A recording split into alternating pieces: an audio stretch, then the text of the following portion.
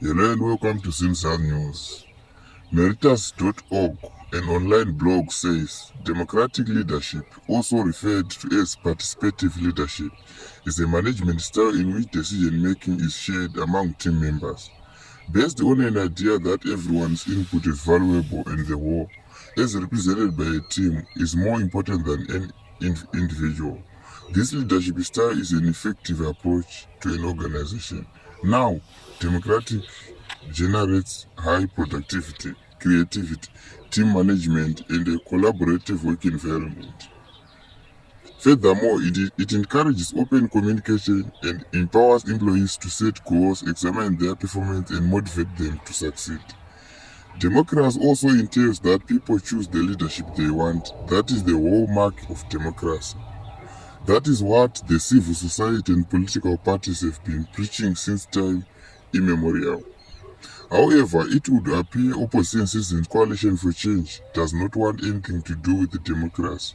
From their primary election period in the run-up to the August general election, news was awash of how Triple C leader advocate Nelson Chamisa was imposing candidates to represent his party at various levels of the contest.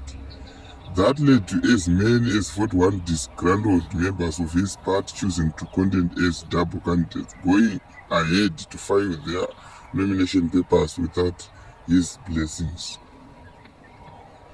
It was also reported that even those who lost in their primaries were brought back via the back door and given the green light to stand as party candidates. That is not democracy by any measure of imagination. We reported last week how the positions of mayor and deputy mayor were parceled out in Blawayo, following strict instructions from Advocate Chamisa. Things came to a head in Victoria Falls last week when residents stopped the elections for mayor and deputy mayor, alleging that the result was already known as Advocate Nelson Chamisa has already influenced his councillors to vote for his preferred candidate. Our sister paper Chronicle reported that residents accused Advocate Nelson Chamisa of imposing candidates, claiming Blawayo Deputy Mayor Donaldson Mavuto, who was in the resort seat, had been sent with a directive for councillors to vote Ward 1 Councillor Ephias Mambune as mayor and Councillor Priska Manga of Ward 8 as his deputy.